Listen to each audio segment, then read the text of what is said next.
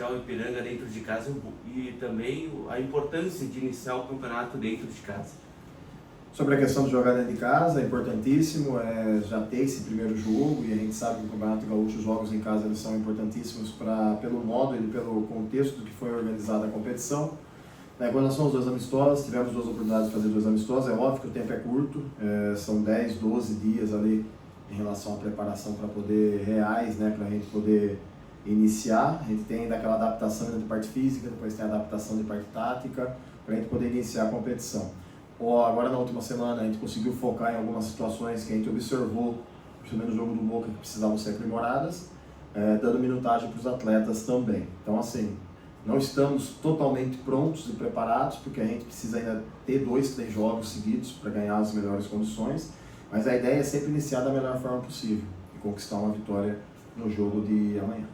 E é um novo ciclo, né, professor? 14 jogadores chegaram, outros deixaram, Alfredo Jaconi, e uma posição que sempre exige confiança na equipe é o de goleiro. E vocês perderam o Gabriel, mas trouxeram aí o Marcão, o Gustavo. Como é que você avalia a situação do gol para início de competição? Isso é uma decisão que nós tomamos em conjunto com o preparador de goleiro. A gente tem já desenhado já quem vai ser o goleiro titular para início de competição, mas a titularidade do goleiro passa muito por desempenho em treinos, desempenho em processo de jogo e treino. Em relação às outras situações, em relação às outras posições, a gente tem aí buscado ainda algumas posições específicas, já sei que vai haver a pergunta em relação a isso, e isso está sendo organizado aí com calma também, com paciência, e é um processo sim de reformulação. O Juventude todos os anos tem passado por isso, acho que isso ainda é uma coisa ainda natural, que o clube está se desenvolvendo e está melhorando muito. A gente conseguiu manter algumas peças também que foram fundamentais nos outros anos, mas o clube tem trazido novos jogadores, que é uma necessidade que o clube tem aí ao longo da temporada de fazer um processo de renovação de plantel. Professor, o Campeonato Gaúcho ele tem algumas características particulares e muitas vezes a gente viu times que usam muito da força se sobreporem aos times mais técnicos, né? E tu não tiveste tempo necessário, aquele tempo necessário para que houvesse essa adaptação ao jogo de força, né? Enfim, eu percebo que nos treinos foi possível fazer aquilo que deu por pouco tempo, né? Como é que se supera isso diante de um Ipiranga que, além de ser um dos times que mais tem investimento no interior, também teve muito tempo de trabalho até a estreia, né? É possível entrar na cabeça dos jogadores conversando em relação a essa necessidade de daqui a pouco adaptar o jogo a um adversário que tem tempo de trabalho e que joga diferente, por exemplo, dos times da Série A do brasileiro? É um campeonato diferente, são jogos diferentes, são situações diferentes. O Campeonato Gaúcho é um campeonato pesado, em termos de força principalmente. Acho que a principal situação que a gente tem que ter é os atletas entenderem que ser combativo, ser competitivo, faz com que você consiga ter vantagem técnica. Se você não for combativo, você pode ser o melhor time do mundo. Se você não competir, você pode ser o melhor time do mundo, você não vai ter resultado. Então acho que a grande mentalidade nossa, acho que o princípio de mentalidade é ter uma equipe combativa e fazer com que essa combatividade se transforme em desempenho técnico. E ter esse desempenho técnico acima, que é uma característica que o Juventude tem que ter dentro do campeonato estadual. Que chama a atenção na janela do Juventude é os jogadores que vêm de fora, né? Os americanos, Juventude indo para esse mercado, e tem no setor de meio de campo chegando o Geraldo, né? O Geraldo que chega para ser esse jogador após a saída do Ronaldo, o Kaique ainda não pode jogar nesse início de Gauchão. O que dá para falar um pouco desse jogador? Tem outro que está chegando também, o Wilker Angel, falasse um pouquinho desse atleta e como é que está sendo os trabalhos também com Batalha. Hoje o mercado sul-americano nos entrega jogadores interessantes. O Geraldo é um atleta que a gente já vinha monitorando há algum tempo, e a partir do momento que você tem uma necessidade dentro de uma posição, o clube em si foi em busca. E esse jogador acabou vindo também, e veio também numa situação bem legal, porque ele quer vir para o Brasil, ele queria vir para o Brasil, é uma experiência que para ele é uma experiência que ele busca na carreira dele. E quando eu tive a conversa com ele, a oportunidade de conversar com ele antes dos acertos todos, a gente conversou a respeito disso. Eu queria entender um pouco a cabeça dele, o que ele estava pensando, porque teoricamente é um atleta que vinha numa condição muito boa, que vinha Milionários, é um atleta referência lá na Colômbia, e o porquê dele vir para o Brasil. E a ideia dele é jogar numa liga mais forte, e a Liga Brasileira, o Campeonato Brasileiro é um campeonato muito forte, e ele tem ali os sonhos, tem as metas deles também, inclusive com relação até a talvez a volta para a seleção da Colômbia também, que é um atleta que já teve passagem. Então isso faz com que o Juventude seja um atrativo por estar na Série A do Campeonato Brasileiro. Essa é a diferença de você estar no nível mais alto do que outras equipes aí no cenário nacional. E hoje nós estamos entre as 20 maiores equipes do cenário brasileiro, e isso atrai também atletas, como você falou, Batalha, Ilke, que ainda está em fase final de trânsito ainda das negociações, mas são atletas hoje que o mercado sul-americano hoje, nós temos que estar aberto a isso. E nós somos clubes do sul do país, né? Então os atletas também, teoricamente, vão ter uma adaptação talvez um pouco mais rápida. Então a gente entende isso como algo bom, algo que é benéfico para o clube. Como é que você tem observado também, Fábio, a questão dos atletas oriundos da base? Você deu oportunidade para o Kelvin, por exemplo, no jogo contra o Boca, um jogo importante para ele também, né?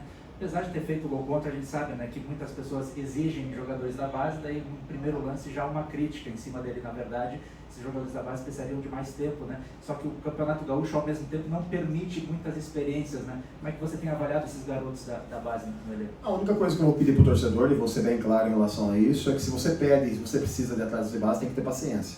Então, se o clube pensa e as torcidas pensam em ter atletas de base, tenha paciência.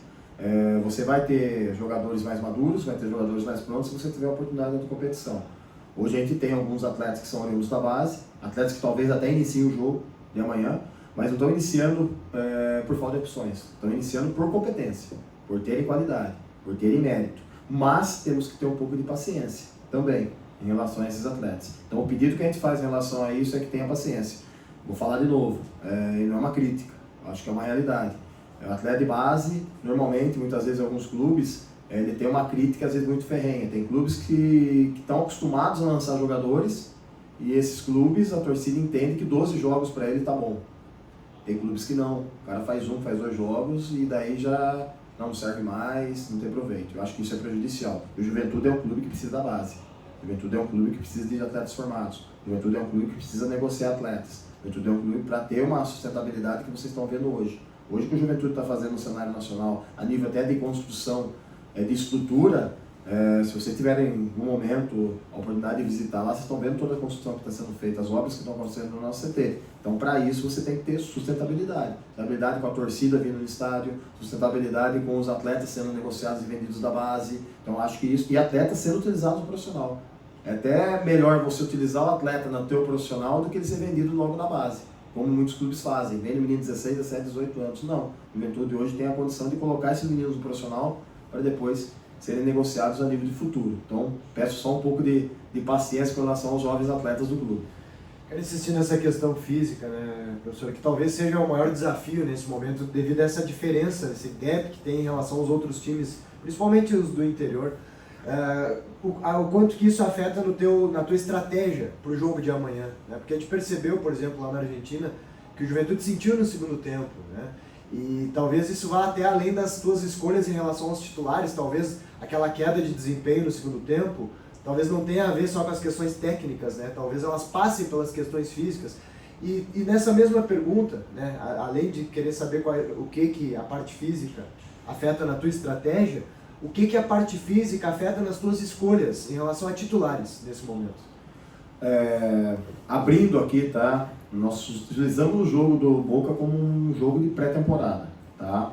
Um jogo treino, muito ambicioso para o clube, mas internamente nós não queríamos correr risco. O que é correr risco? Perder jogadores com lesão. A gente vive uma carga muito alta, tanto que jogamos na quarta e na segunda-feira, só para vocês saberem, nossos atletas receberam uma carga alta de força, uma carga alta de resistência. E nós somos um jogo com uma carga muito alta. E foi realmente para a gente poder testar se nossos atletas estavam em condições capacitados para fazer jogos dia sim, dia não. E essa queda, ela é natural pela carga que estava sendo feita. A semana após o jogo do Boca já é uma semana de pré-competição. Então você acaba baixando carga, você acaba reduzindo um pouco o volume e vai mais para a parte estratégica do jogo. E assim, nossa equipe ela vai ter que ter um diferencial, que é a velocidade de jogo. Velocidade de jogo com bola e velocidade de jogo sem bola, que são as transições. Acho que isso faz uma diferença muito grande, principalmente nesse cenário agora do Campeonato Gaúcho.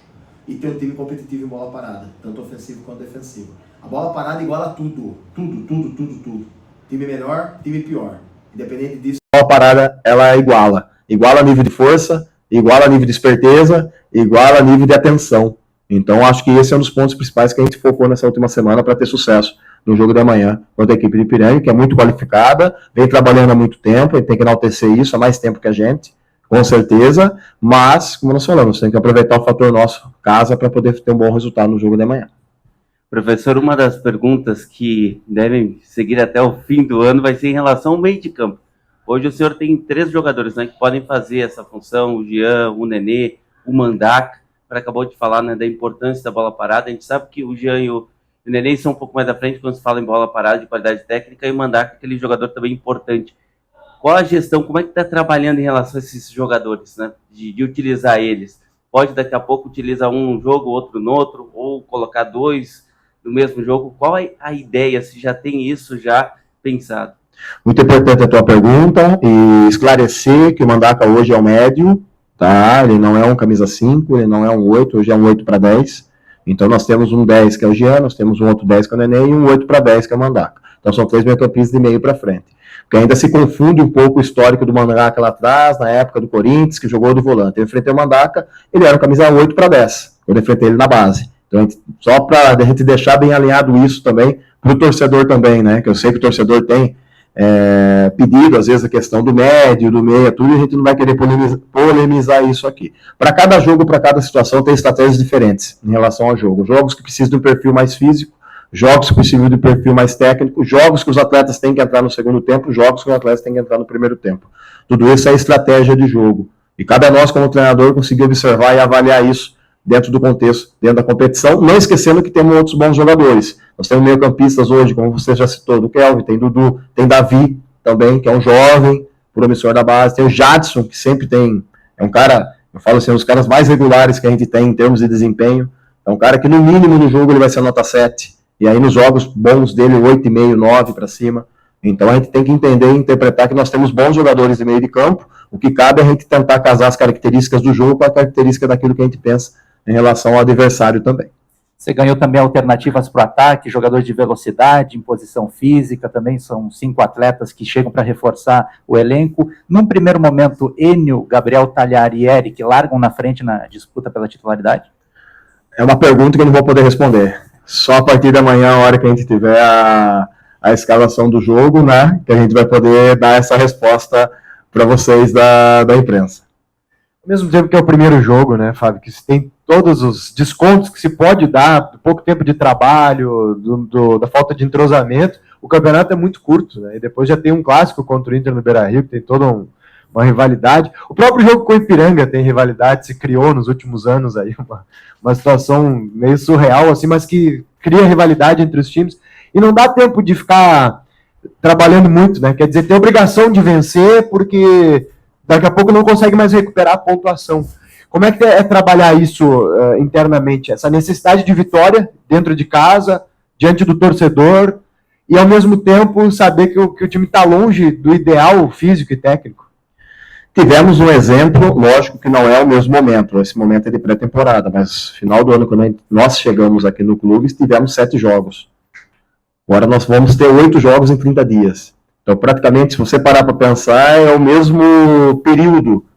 Então, é um período intenso, é um período que você tem que estar ligado, é um período que você tem que ter, e assim, um período principalmente como esse, de preparação ainda, essa parte física, você acaba tendo que levar em consideração jogadores sempre frescos para os jogos, jogadores que estão em melhores condições para os jogos, para manter intensidade, para manter volume, evitar e tentar inibir ações de lesões. Lesões nesse início de temporada muitas vezes deixam o cara fora totalmente do combate da competição, e nós temos alguns atletas importantes dentro do processo que a gente não quer perder nesse início de competição. Então esse equilíbrio nós temos que ter, mas é um pouco parecido com o período que a gente vivenciou no final do ano, né? 7 jogos, praticamente em 30 dias, nós vamos ter 8 jogos agora, praticamente em 30 dias. Então é uma rotina bem pesada, em que você tem o objetivo de conquistar a classificação aí entre os 4 melhores da competição.